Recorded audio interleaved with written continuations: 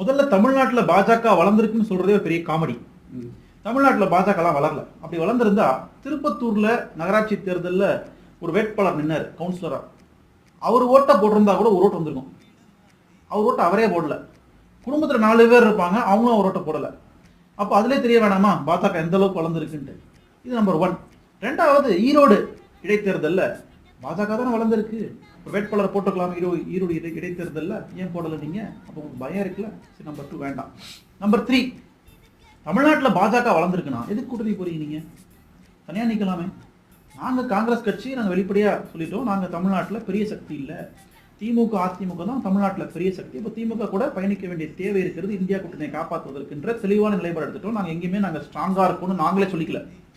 நாங்க ஸ்ட்ராங்கா இருக்கோம்னு சொல்ற பிஜேபி தனியா நிக்க வேண்டியதானே? எதுக்கு உங்களுக்கு கூட்டணி தேவை தமிழ்நாட்டில்? எதுக்கு பாமக உங்களுக்கு தேவை? எதுக்கு அமமுக உங்களுக்கு தேவை?